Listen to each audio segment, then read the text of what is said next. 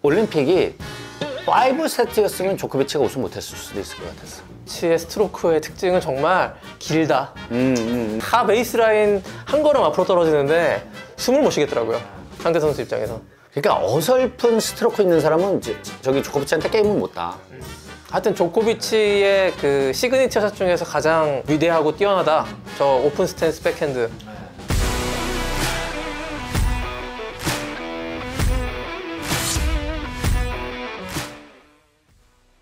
투어 우승은 없는데 올림픽 금메달이다. 그렇죠. 대신 모든 투어와 그랜드 슬램을 포기하고 올림픽 금메달에 올인한 조코비치.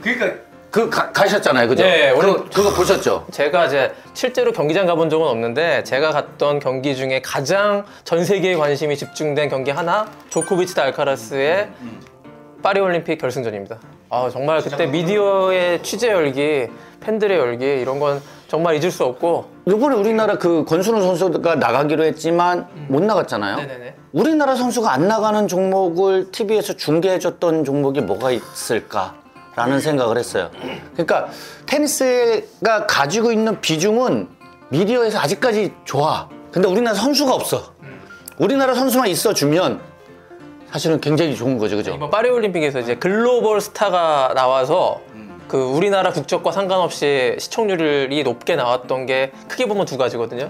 하나가 NBA 농구, NBA, 미국 NBA. 대표팀, 걔네야 뭐. 르브론이랑 커리 이걸 보는 거고, 그보다 어떻게 보면 더 그 이상이 조코비치의 골든슬램 달성 여부였습니다. 조코비치가 결승에 올라갔는데 알카라스랑 붙어서 금메달 땄잖아요. 이거 너무 감동적이었던 거예요. 알카라스가 이겼어도 물론 대형 사건이지만 조코비치라는 그 역대 최고의 선수로 불리는 조코비치가 마지막 단추를 끼웠기 때문에 파리올림픽 테니스는 아마도 1988년 슈테피그라프의 서울올림픽 우승 이후로 가장 좀 역사적인 가치가 있는 올림픽이 되지 않았나. 그 현장에 있어서 자랑스럽습니다. 맞아요. 이게 올림픽이 5세트였으면 조코비치가 우승 못했을 수도 있을 것 같았어. 나는 5세트였으면. 그때 저도 그렇게 봤습니다. 5세트가 되면 아마 전술적으로 조금 바뀌었을 거야. 초반에 바짝하지 않았을 거야. 이게 체력이 팍 떨어져 버리면 그 뒤에 가서 아예 맥을 못 쓰니까 체력으로나 뭐로 봤을 때 알카라즈가 훨씬 유리하다고 보니까. 근데 그전에도 사실은 조코비치가 막 올림픽 금메달 못하면서 울었었잖아요. 막 울었었던 경험도 있었단 말이에요. 근데 진짜 이번에도 얼마나 진짜 그 압박감이, 그죠? 젊었을 때도 못했는데 이번에 나이야. 근데 나이도 먹었어. 근데 알카라츠야. 조코비치의 올림픽 금메달에 대한 집착과 욕심은요, 좀 그 세르비아라는 국가, 조코비치에게 그 의미하는 바, 이게 굉장히 크더라고요. 조코비치의 어떤 자서전이나 이런 걸 봐도 국가에 대한 어떤 그 자긍심, 변방이잖아요. 그 쟁쟁한 서유럽의 선수들을 다 제껴버리고 최다 우승을 달성하고 올림픽 금메달까지 품에 안는 게 굉장히 큰 의미가 있었던 거. 나를 그랜드슬램은 두 번째 그 목표로 삼을 정도로 올림픽 금메달을 원했던 것이 조코비치였기 때문에 그렇습니다. 또 올 한 해도 투어 우승도 없고 되게 부진했었잖아요. 그래서 사실 올림픽에서 뭐 금메달 딸 수 있을까 좀 이랬는데 그걸 완벽하게 다 극복한 서사여서 더 대단하고. 이제 세계 랭킹이나 ATP 파이널스 우승 다른 선수들이 깨기 어려운 수준까지 다 달성을 했기 때문에 하나 남은 건 사실은 그랜드슬램 25번째. 요거를 이제 마가리 코트랑 동률이 숫자상 동률이기 때문에 하나를 더 하면 완벽한 커리어의 마침점이 되겠지만 정말 독보적인 선수가 되는 건데, 제가 보기엔 그거 안 해도 됩니다. 그거 안 해도 충분히 독보적이고요. 24번 우승한 거 그 마가리 코트가 오픈 시대 전 1968년 그 전에 달성했던 거랑 합했던 점도까지 감안하면 조코비치의 24번 우승은 사실 비교 대상이 없는 겁니다. 그쵸. 그게 그 예전에 그 피터 삼프라스가 17번인가요? 14번. 14번. 그거 우승하고 나서도 사실은 뭐 그거 누가 깼는데 얼마 전까지만 해도 현역인 선수들이 20몇 개씩 다 깨버렸잖아. 페데러, 나달, 조코비치가. 그죠? 차례차례. 나는 앞으로도 이런 세대가 올까 싶더라고요. 그 세 명이. 속단의 금물인 게, 그쵸. 그러니까 우리가 페데러가 저기 15번 했을 때 이 기록은 못 깨는 줄 알았는데 나달이 막 올라오고 조코비치가요 그 속도가 되게 늦었거든요. 페데러, 나달에 비해서. 근데 2023년까지 그랜드슬램 우승할 줄 누가 알았겠어요. 근데 그렇게 따지면 알카라스가 지금 21살에 메이저 4번 먹었나요? 저기 속도는 빅3보다 빠르다고 볼 수도 있기 때문에 메이저 25번 우승, 이거 조코비치도 빠르다고요? 마냥 안심할 수는 없다. 근데 조코비치가 사실은 저 랭킹이나 저런 거에 비해서 페데러 나달에 비해서는 좀 욕도 많이 먹죠. 내가 봤을 때는 조코비치가 그래도 옳은 말을 좀 해. 민감한 이런 것들도 해, 조코비치는. 근데 페데러 나달은 조금 좀 자중을 하지. 그런 거 좀 이렇게 자기 좀 이미지나 뭐 이런 것들 때문에도 자중을 하는데. 솔직한 선수예요. 그러니까 이제 뭐 자꾸 좀 싫어하는 사람들도 좀 있는 거고.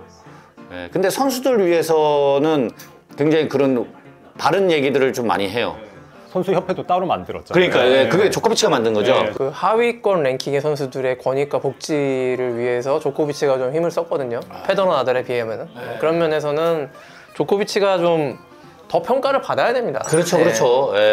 그러니까 스트로크에서는 사실 뭐 신이라고 해도 지금 나이가 있어서 좀 그럴 수도 있지만 뭐 이 얘기는 항상 하는 거지만 주니어 때도 제가 같이 한참 할 때 독일에서 훈련을 같이 했는데 원래 공을 치는 시간은 없었어요. 트레이닝 하는 시간만 있었거든요. 근데 점심 때 이제 선수들이 하도 공을 안 치니까 이제 감이 없어질까봐 이제 점심 때 공을 쳤는데 와 진짜 안 먹더라고 스트로크.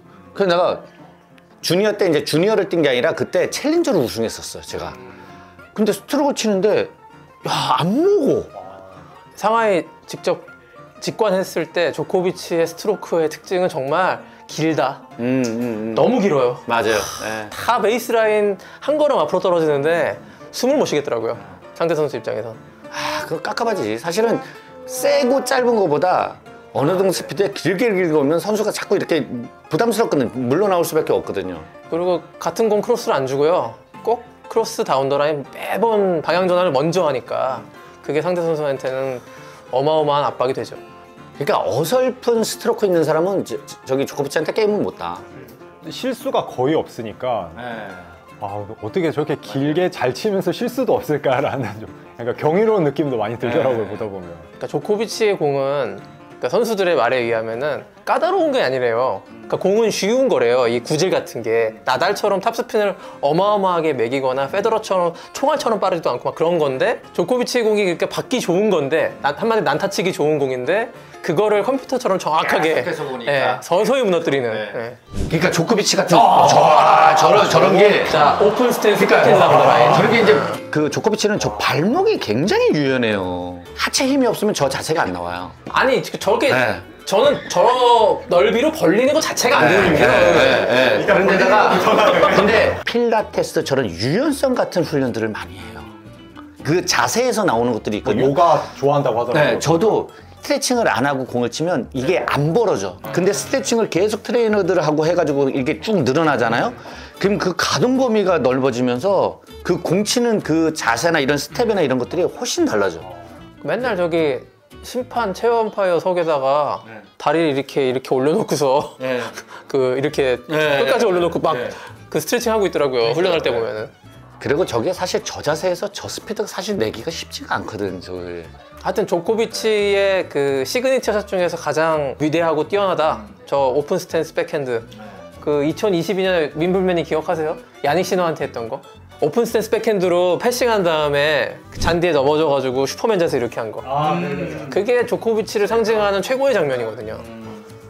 조코비치는 머리숱도 많아. 안 늙어요. 진짜 아니 저 머리숱은 머리는 좀 흰머리는 좀 있는 것 같긴 한데 가까이서 봤는데 진짜 빼곡하죠? 본인 경기력만큼이나 머리숱도 빈틈이 없구나 약간 이런 느낌이었어요. 약간.